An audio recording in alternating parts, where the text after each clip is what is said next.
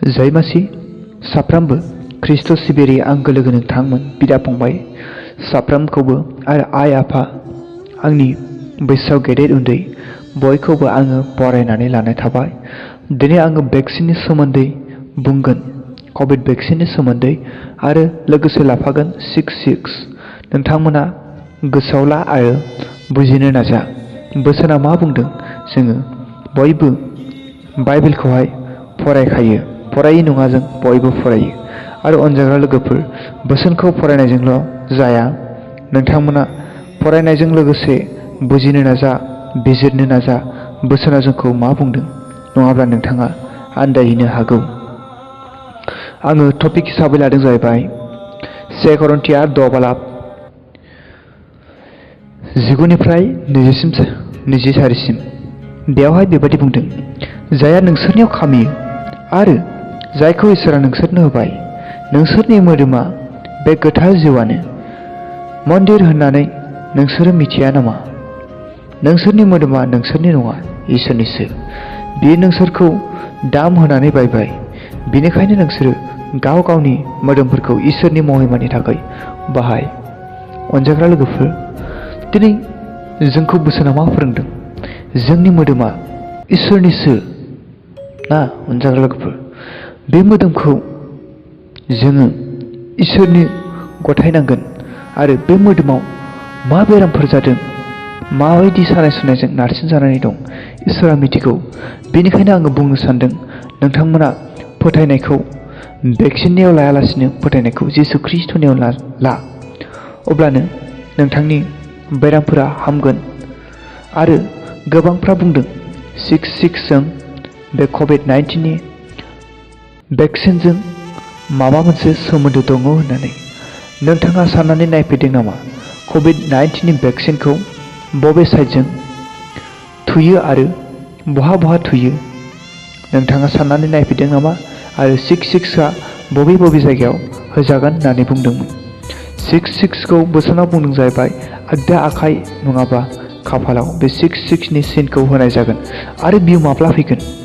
अनजाग्रा लोगोफोर, जोङो बेखौ सानहर।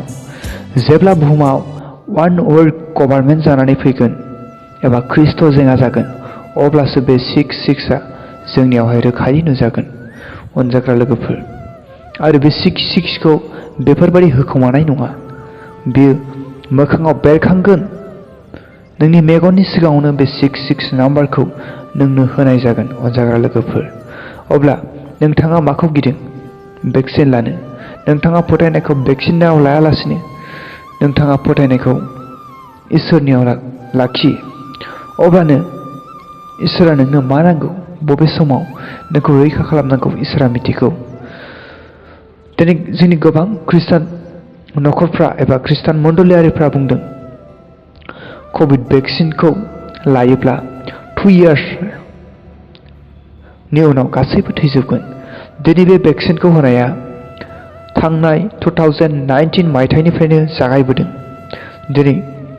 दिनैसिमाव 100आव 60-70% मानसिनो बे कभिड-19नि भेक्सिनखौ होनाय जाबाय। नाथाय दिनैसिमबो गोबां मानसिफ्रा गोथाङैनो दङ। भेक्सिन लानायनि सिगां माखासे आयदाफोर होनाय दंखायो। जायफ्रा बे हुकुमफोरखौ मानिया, बिथांमोननि जिउआ माब्लाबानि समाव खहाबो जालांनो हागौ।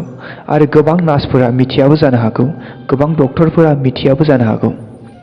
जाय आयदाखौ सरकारा जोंनो दिहुननानै होदों, आङो बुंनो सानदों, साधारन जोङो मानसिफोरखौ मिथियालासिनो, चेकआप खालामालासिनो कभिड भेक्सिन होनाया जोंनि माखासे बिटिआर ओनसोलाव, माखासे जोंनि आसामाव बिराद गोरोन्थि खामानि मावगासिनो दं। आङो बुंनो सानदों, कभिड भेक्सिनखौ होयैनि सिगां बिथांनियाव मा बेरामफोर दङ, हार्ट एटेकफोर दं नामा, सुगार बेरामफोर दङ नामा, माबा मोनसे देहानि सैनांनाय बेरामफोर दङ नामा? अनजाग्रा लोगोफोर, जोङो बेफोरखौ सासे नार्स जानानै सोंनानै लानाया गोबां गाहामथार, गोनांथार। आङो बेखौहाय बुंनो सानदों। सोरबा सासे जुदि सप्तासेनि सिगां लोमजाबायदोंमोनब्ला बे मानसिनो माब्लाबाबो कभिड-19नि भेक्सिनखौ दाथु। जुदि नोंथाङा थुयोब्ला बेनि रिस्कखौ नों गावनो लानांगोन। जुदि सोरबा सासे सुबुङा सप्तासेनि सिगां लोमजानानै दङब्ला, कभिड भेक्सिन लानायनि सप्तासेनि सिगां लोमजानानै दङब्ला, बे मानसिखौ 1 month मास मोनसे हालागै बे मानसिनियाव कभिड भेक्सिनखौ माब्लाबाबो दाथु। नोंथाङा थुयोब्ला बे मानसिया रिएक्सनजोंहाय सिखारनो हायैफोर, सानाय सुनायफोर एबा बिथांनि जिउआ खहाबो जालांनो हागौ। बेनिखायनो आङो बुंनो सानदों, सोरबा जुदि भेक्सिन लायैनि सिगां लोमजानानै दङमोनब्ला बे मानसिखौ माब्लाबाबो भेक्सिन होनो नाङा। खोनासंनानै ला गोसोआव। आरो आङो बुंनो सानदों, जायफ्रा भेक्सिन लाबाय अनजाग्रा लोगोफोर, जाय मानसिया जौ लोङो, सिगारेट सोबो, बिथांमोनखौ आङो बुंनो सानदों, जायफ्रा निसा बाहायो, जायफ्रा भेक्सिन लाखांनानै जुदि बियो सप्तासेनि सिगां माबा मोनसे जौ, माबा मोनसे बिरि सिगारेट, जायखिजाया ड्राग्स, जायखिजाया फेग्रा मुवा बाहायदोंब्ला बिथाङा गावनि जिउखौ खहाबो खालामनानै लानो हागौ। मानोना बे भेक्सिना फेग्रा मुवानि एगेन्स्टआव हाबा मावो अनजाग्रा लोगोफोर, आरो बे भेक्सिना गुबुन बेरामनि एगेन्स्टआव हाबा मावो। बेनिखायनो साफ्रोमबो गाव गावनि देहाखौ हमदांनानैहाय मोनदाङोब्लासो भेक्सिनखौ लानाया गाहाम। आरो गोबां सुबुंफ्रा बुंदों, डिसेम्बरसिमाव भेक्सिनखौ जुदि लाजोबाब्ला बिथांमोननि एकाउन्टखौ दाननानै होनाय जागोन, रेशन कार्ड दाननानै होनाय जागोन, बेफोरबायदि बाथ्राफोर बुंदों ना अनजाग्रा लोगोफोर। जोङो बेफोरखौ इसेबां मानि ट्रास्ट खालामनो नाङा। बे जायफ्रा भेक्सिननि कार्ड दिन्थिनो हाया बिथांमोनखौ गारियाव गाखोहोनाय नङा, बेफोरबायदि बाथ्राफोर बुंगासिनो दं। थारैनो बियो जालांगोन।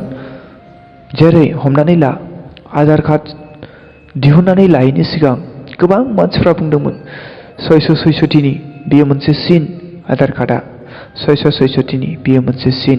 जायफ्रा बे आधार कार्डखौ लागोन बियो गावखौ मोदोमाव गोथै खालामनानै, जिउआव गोथै खालामनानै लानाय जागोन होननानै बेफोरबायदि गोबां खृष्टान मानसिफ्रा बुंदोंमोन, गोबां खृष्टान प्रफेसिफ्रा बुंदोंमोन।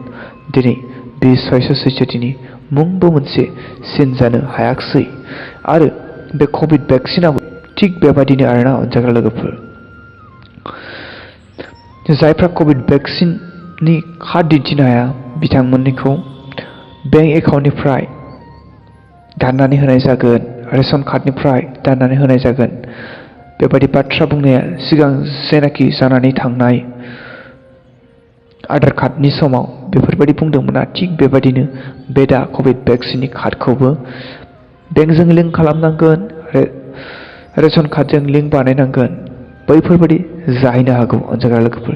नाथाय बियो 666 जों कोई लेना देना नहीं है। समझ लो, बाइबेलखौ गाव गावनो फराय, नों गावनो बुजिगोन। मालायनि सायाव सोनारनानै बिदि जागोननो, बिदिनो जोंना सासे पास्टरा बेफोरबायदि बुंफैदों, बे 666नि मोनसे सिन, जायफ्रा बेखौ लागोन बियो जिउआव गोथै जागोन।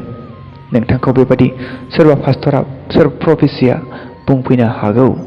बेनिखायनो बाइबेलखौ नोंथाङा गावनो बिजिरनो नाजा।